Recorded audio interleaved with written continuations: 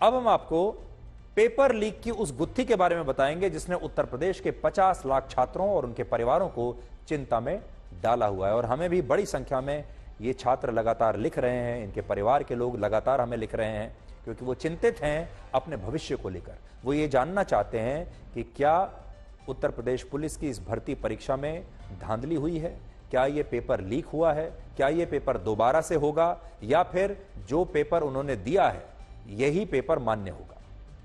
और इन 50 लाख छात्रों को अभी यह समझ में नहीं आ रहा कि उत्तर प्रदेश पुलिस में कांस्टेबल्स की भर्ती के लिए 18 फरवरी को जो परीक्षा हुई, उस परीक्षा का क्वेश्चन पेपर क्या वाकई लीक हुआ था या फिर नहीं हुआ था। यह कंफ्यूजन इसलिए भी है क्योंकि एक तरफ इस मामले की इंटरनल कमिटी पेपर लीक के आरोपों की जांच कर रही है, दूसरी तरफ उत्तर प्रदेश की ही पुलिस पेपर लीक की खबरों को अफवाह बताकर ऐसा दावा करने वालों को गिरफ्तार भी कर रही है। और इसी कड़ी में अमरोहा से एक कोचिंग संस्थान के मालिक और यूट्यूबर ललित पाठक को गिरफ्तार भी किया गया, जिन्हें बाद में अदालत ने जमानत दे दी। और इन्हीं खबरों की वजह से अब छात्रों और उनके परिवारों को यह समझ में नहीं आ रहा कि जब पेपर लीक की खबर अफवाह है तो फिर इंटरनल कमिटी इस बात की जांच क्यों कर रही है, और वो पेपर लीक की इस गुत्थी में उलझते जा रहे हैं। और इस पेपर लीक ने एक बहुत बड़ा कंफ्यूजन पैदा कर दिया है, और इसी को दूर करने के लिए आज हमारी टीम ने इस बात की पड़ताल की कि पेपर लीक की खबरें छात्रों तक आखिर पहुंची कैसे, किसने कहा सबसे पहले कि पेपर लीक हुआ है, और इस मामले में क्वेश्चन पेपर लीक होने का दावा सबसे पहले कहां से हुआ था, किसने किया था, और यह पूरा कंफ्यूजन कहां से शुरू हुआ। तो इस पूरे मामले की जांच करते करते हमारी टीम पहुंची कानपुर के एक कोचिंग इंस्टीट्यूट में, जिसके संचालक ने हमें टेलीग्राम ऐप पर 18 फरवरी को आया वो मैसेज दिखाया, जिसमें भर्ती परीक्षा की एक कथित आंसर शीट अपलोड की गई थी। और बड़ी बात यह है कि जब इस प्रश्न पत्र में लिखे जवाबों को असली क्वेश्चन पेपर के एक सेट से मिलाया गया तो ये सारे सवाल और जवाब परीक्षा के असली क्वेश्चन पेपर के सवालों से मैच हो गए। हालांकि इसका मतलब यह नहीं है कि इस परीक्षा का पेपर लीक हुआ ही होगा, ये हम स्पष्ट करना चाहते हैं, और इसीलिए इंटरनल कमिटी इसकी जांच कर रही है। लेकिन पेपर लीक का आरोप क्यों लग रहा है, इसके पीछे कौन लोग हैं, इसके पीछे कोचिंग इंस्टीट्यूट के लोग भी हो सकते हैं, इसके पीछे कुछ राजनीतिक लोग भी हो सकते हैं। कौन हो सकते हैं वो आप आज हमारी इस रिपोर्ट को देखकर समझ पाएंगे। मैं इस वक्त मौजूद हूं कानपुर में एक कोचिंग सेंटर के अंदर, जहां पे जो कोचिंग सेंटर के टीचर हैं उन्होंने एक सांसद को ज्ञापन भी दिया है। उनके मुताबिक उनके पास पूरे साक्ष्य हैं जो ये बता सकते हैं कि कैसे जो पेपर है वो वायरल हुआ। टेलीग्राम के माध्यम से मेरे पास जो सूचना आई है वो 10:26 पे आई है। व्हाट्सएप पे मेरे पास पेपर 10:29 पे आया है। लेकिन जब शाम की शिफ्ट का पेपर 18 तारीख संडे का दिन शाम को शिफ्ट 3 से 5 का जब पेपर आया, 5 बजे जैसे ही बच्चों का पेपर छूटा तो मैं सेंटर के बाहर पहुंचा और मैंने पेपर को मैच किया तो देखा पूरे 150 सवाल में से सारे क्वेश्चंस के आंसर जो पीडीएफ के रूप में मेरे पास आया था, सारे क्वेश्चन एकदम लाइन से मेरे पास आ गए। सबसे पहले जिस चैनल के माध्यम से मुझे पीडीएफ प्राप्त हुई वो चैनल आपका ये है। फिर इसके बाद क्या हुआ कि ये जो पेपर है ये व्हाट्सएप के मेरे माध्यम से मेरे पास जब आया तब जो समय था संडे का ही दिन था। इसमें आप देख सकते हैं कि समय भी है, ये संडे का दिन है जिस दिन पेपर था। सुबह का 10:29 है जब पेपर मेरे पास आया। जैसे आप यहाँ पे थोड़ा जूम करके दिखाना चाहूंगा कि देखिए यहाँ पे कुछ आंसर ऐसे दिए गए हैं। पहला क्वेश्चन, दूसरा क्वेश्चन, तीसरा क्वेश्चन, ये स्लाइड। ये आपका जो क्वेश्चन पेपर है ये बच्चों के क्वेश्चन एग्जाम्स में आया है, ये असली क्वेश्चन पेपर है। और ये वो पेपर है जो पहले लीक हो गया था। अब इसका मिलान करेंगे कि कितने क्वेश्चंस मैच करते हैं और कितने नहीं करते हैं। एक बार आप मुझे बताइए कि ये सेट कोई दूसरा था, ये सेट की आंसर शीट थी, दूसरे की थी, सेट दूसरा था। इसका पहला क्वेश्चन दिया गया है, नीचे दिए गए प्रश्न का कथन पढ़ने के बाद इसका अध्ययन करिए। 4 कथन आपको दिए गए हैं और इस पे 41 नंबर पे देखिए 41 नंबर पे इसका आंसर दिया गया है। चला जाता हूं और उसके बाद देखता हूं कि यहाँ पे मिलान होता है कि नहीं होता है। 41 है जिसका है केवल दिए गए प्रश्नों के कथन है और केवल 3 मजबूत हैं। इसका ऑप्शन देखिए यहाँ लिखा है केवल 3 मजबूत हैं। सेकंड बी इसका ऑप्शन सही है। दूसरा एक बार आप मुझे बताएंगे कि दूसरा। चलते हैं इसके दूसरे क्वेश्चन की ओर। दिया गया है, ये एक पूरी स्टोरी दी गई है, उसके ये ऑप्शन दिए गए हैं। कुछ यहाँ पे मैं दिखाऊंगा कि मामला बैंक के अध्यक्ष को भेजा जाएगा, ये 43 नंबर है। इसका ऑप्शन सी सही है, मामला बैंक के अध्यक्ष को भेजा जाएगा, जो कि सुबह मेरे पास आ गई थी। 43 है, ये नंबर मैंने लिखे हुए हैं कि इस तरह मैच किया गया है। एक और मैच करेंगे, 44 का भी मैच कर लेते हैं।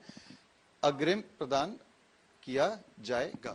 ये क्वेश्चन है रमन ने ग्राम प्रसाद, ये क्वेश्चन है, इसका ऑप्शन नंबर 1 सही है, अग्रिम प्रदान किया जाएगा।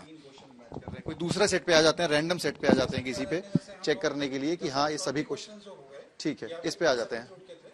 हाँ, रीजनिंग पे स्टार्ट करते हैं। ये रीजनिंग का क्वेश्चन है। पहला क्वेश्चन है, दिए गए श्रृंखला में वह विकल्प चुने जो श्रृंखला को पूरा करता है। ये सीरीज दी गई है, इस सीरीज का जो आंसर है 63। चलिए 63 यहाँ पे एक बार मैच करके देखते हैं कि ये आता है या नहीं। 63 का है, इसमें है दिए गए विकल्प में सही है 99। तो इस सीरीज का जो अगला सही आंसर है वो ऑप्शन नंबर सी सही है, 99 सही है। मैंने सारे क्वेश्चन चेक किए हैं। 100 कितने क्वेश्चंस में से कितने क्वेश्चन? 150 में से 147 क्वेश्चन मैच कर रहे हैं। 3 क्वेश्चन इसने किए नहीं है, 140 क्वेश्चन पूरे मैच कर रहे हैं। इस शिफ्ट में 10 लाख बच्चों ने परीक्षा दी है। शिफ्ट 18 तारीख की शाम के शिफ्ट का, और वैकेंसी केवल 60,000 है। अगर ये पेपर मानो 1 लाख बच्चों ने भी देख लिया होगा तो जो पढ़ने वाला बच्चा है, जो इतने वर्षों से तैयारी कर रहा है, उसका सिलेक्शन कैसे होगा? उत्तर प्रदेश में पुलिस में कांस्टेबल के 60,244 पदों के लिए 50 लाख से ज्यादा छात्रों ने परीक्षा दी थी। एक तो आप ये देख लीजिए, 60,000 पदों के लिए 50 लाख छात्रों ने परीक्षा दी है, और यह परीक्षा इन छात्रों के लिए बहुत मुश्किल थी, आसान बिल्कुल नहीं थी। इन छात्रों को पता था कि कांस्टेबल की एक नौकरी के लिए, एक पद के लिए, एक छात्र के परीक्षा में पास होने की संभावना सिर्फ 1% है। लेकिन फिर भी इन लाखों छात्रों ने कई वर्षों तक लगातार मेहनत की, परिश्रम किया, पढ़ाई की, और जब 18 फरवरी को परीक्षा हुई तो ये छात्र सारी तकलीफें उठाते हुए इस तरह भीड़ में संघर्ष करके, जो आप तस्वीरें देख रहे हैं, ये परीक्षा सेंटर तक पहुंचे, एग्जामिनेशन सेंटर तक पहुंचे। लेकिन सोचिए, जब इन्हें पेपर लीक के आरोपों के बारे में पता चला होगा तो इन पर क्या बीती होगी, और कैसे इन्हें लगा होगा कि इनकी वर्षों की जो मेहनत है वो शायद बेकार चली गई। भीड़ देखिए आप, कानपुर सेंट्रल का स्टेशन है ये, और देखिए सारे जो छात्र हैं ये परीक्षा देने के लिए जा रहे हैं उम्मीदों के साथ। इनमें से हर छात्र उत्तर प्रदेश पुलिस में कांस्टेबल बनना चाहता है, यही सपना है बस। और जब इन्हें पता चलेगा कि धांधली हो गई, क्वेश्चन पेपर लीक हो गया, कोई गड़बड़ी हो गई, तो सोचिए इन पर और इनके परिवारों पर क्या बीतेगी। खास तौर पर जो गरीब छात्र हैं, जिनके लिए पढ़ाई करना और भी मुश्किल है, उन पर क्या बीतेगी। उन गरीब छात्रों का क्या हाल हुआ होगा जिन्होंने अपना सब कुछ इस परीक्षा में खपा दिया। इसलिए आज हमने इस खबर का एक फॉलोअप आपके लिए किया है, और हम ये मांग करते हैं कि इस मामले की गहनता से जांच होनी चाहिए कि ये क्वेश्चन पेपर लीक हुआ है या नहीं हुआ है। देखिए, ये आप देख रहे हैं, इस तरह के गांवों में, इस तरह की जगहों पर रहने वाले जो छात्र हैं, वो परीक्षा देने के लिए गए। और जब ये इन छात्रों से जब हमने बात की तो आप जानते हैं, इनमें से बहुत सारे छात्र ऐसे हैं जो ये कहते हैं कि इनके गांव में ना तो इंटरनेट है, ना कोई सुविधा है, और ये शहर जाते हैं। शहर में कुछ सार्वजनिक जगहें ऐसी होती हैं जहां फ्री वाईफाई होता है, फ्री इंटरनेट होता है, जैसे बहुत सारे होटल्स हो गए, रेस्टोरेंट्स हो गए, स्टेशन हो गया, बस अड्डा हो गया, या जहां भी इन्हें मुफ्त का इंटरनेट मिल जाए। ये वहां जाते हैं शहर सिर्फ इसलिए, फिर वो फ्री वाईफाई लेकर थोड़ी देर के लिए ये अपने फोन पर वो तमाम जो सामग्री है तैयारी की, उसे डाउनलोड करते हैं, और फिर उसे डाउनलोड करने के बाद वापस अपने गांव लौट आते हैं, और फिर अपने गांव में आकर तैयारी करते हैं। ऐसा संघर्ष करके बहुत सारे छात्र बड़ी संख्या में इम्तिहान दे रहे हैं। इसलिए आज हम इन तमाम छात्रों के लिए इंसाफ की मांग करते हैं। उत्तर प्रदेश की सरकार से, उत्तर प्रदेश की पुलिस से हम ये कहना चाहते हैं कि जल्द से जल्द जो भी नतीजा है आप जल्दी बताइए, इन छात्रों को स्पष्ट कीजिए कि क्वेश्चन पेपर लीक हुआ है या नहीं हुआ है, क्या वही पेपर मान्य रहेगा या फिर नई परीक्षा होगी। और जब तक इसका नतीजा नहीं निकलता तब तक हम लगातार आपके सामने इस मुद्दे को उठाते रहेंगे।